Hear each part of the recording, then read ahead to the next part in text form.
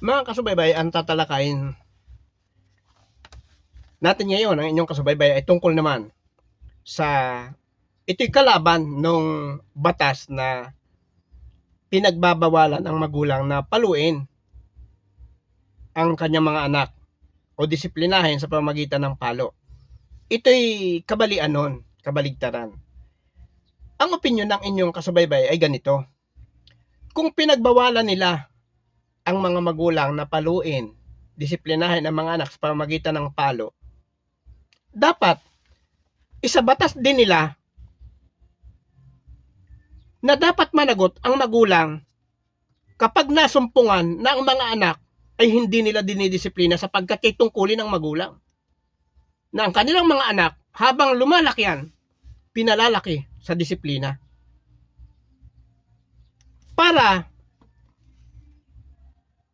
ang mangyari, habang lumalaki ang mga anak, lumalaking may disiplina, hindi magiging sakit ng ulo ng mga magulang at ng ating gobyerno, ng ating bansa. Dahil bakit kabaligtaran ito nung pagbabawal nila? Kasi dahil sa pagbabawal nila, di ba, ang naging resulta ngayon, pinagbawalan nila na disiplinahan sa pamamagitan ng palo ang mga anak. Ano ngayon ang problema? Mga anak ang problema ngayon ng mga magulang at mga anak naman ang gumugulpi sa mga magulang. Pero ang kung makikita ng mga gumagawa ng batas na dapat ang magulang ang panagutin kapag ang kanilang mga anak ay hindi nila pinalaki sa disiplina. Dapat kapag ka napatunayan na yung mga magulang ay pabaya sa kanilang mga anak, parusahan yung magulang.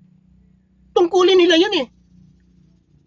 Yung pagiging magulang nila, pagdidisiplina sa mga anak, tungkulin yan, katutubong tungkulin. Once na sila'y mag-asawa, gumawa ng pamilya, tungkulin nila na disiplinahin ang kanilang mga anak. At yung mapatunayan na hindi nagdidisiplina, iparusahan. Dahil yung tungkulin nila, hindi nila ginagampanan. Dahil alam ninyo, napapansin na inyong kasubaybay ngayon, maraming pagkakataon, magulang, may maliit na bata. Kita nung magulang, mali na ang ginagawa ng bata, tinatawanan pa, pinapalakpakan pa. Isipin mo yan.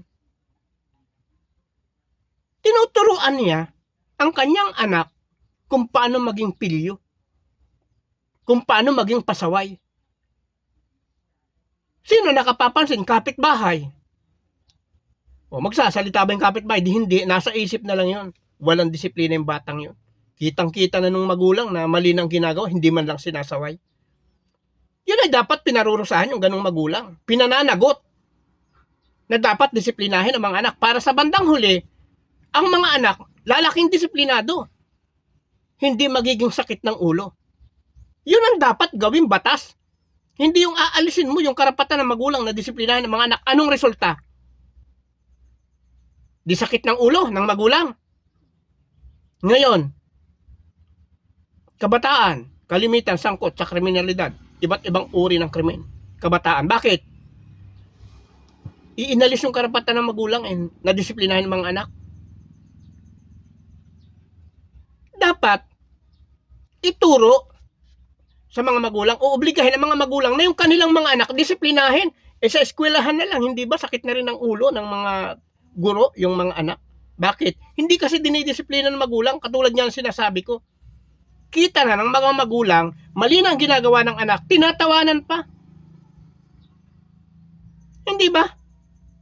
Anong klase kang magulang? Hindi mo ba alam kung ano ang tama at kung ano ang mali?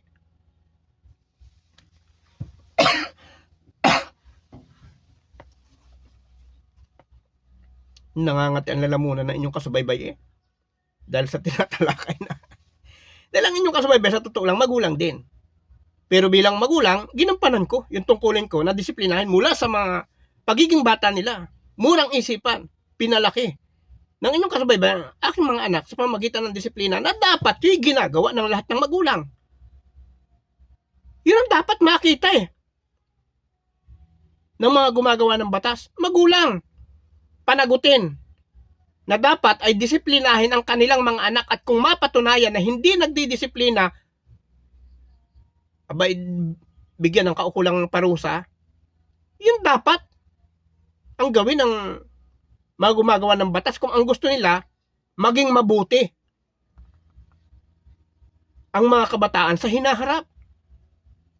Hindi yung tatanggalin mo ang karapatan ng magulang na disiplinahan mga anak. Anong lundo noon? Anong dulo noon? Ay di mga anak na pasaway, sakit ng ulo na siyang nakikita natin ngayon. Anong klase kayo nag-iisip ng batas? Batas dahil sa sarili nyo lang, hindi nyo nakikita, hindi nyo sinasalamin ang nangyayari sa buong bansa. Ang tinitingnan nyo lang kung ano yung maisipan nyo, hindi nyo pinag-aaralang mabuti. Yun lang yun. Lalo nga dito sa natuklasan ko na kung sino ang gumawa ng batas na yun na pagbabawal sa pamamalo, sa pagdidisiplina sa mga anak sa pamamagitan ng palo, si Jinggoy Estrada. Ano ka na? Parang hindi ka magulang, parang hindi mo alam kung ano ang tama at ang mali eh. Sabihin mo na isabatas mo pa na bawal disiplinahin ang mga anak. Yun ang sabihin mo, hindi naman pinagbawal ang disiplina. Yun na rin yun eh. Ang disiplina kasi may kasalakip na palo. Biblical yun. Pinag-uutos yun.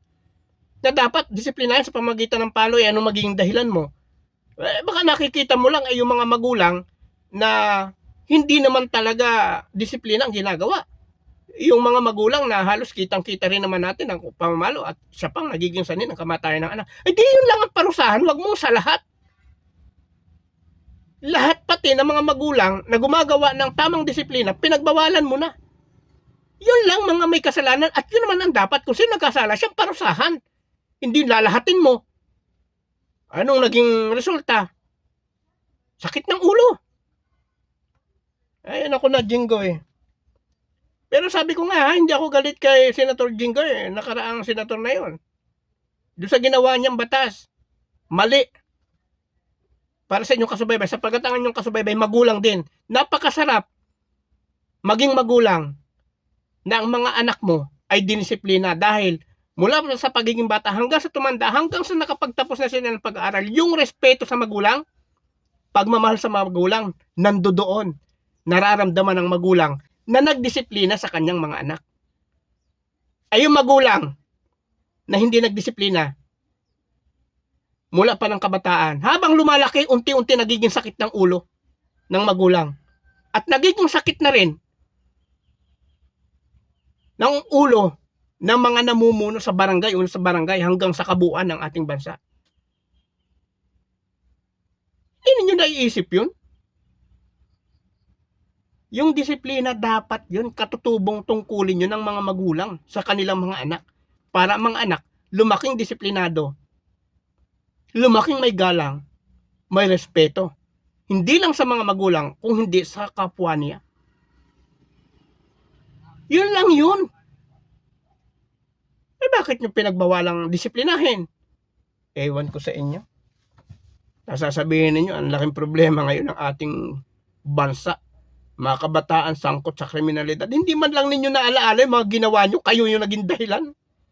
Ano na kayo? Ligarda. Jinggoy. Sino pa itong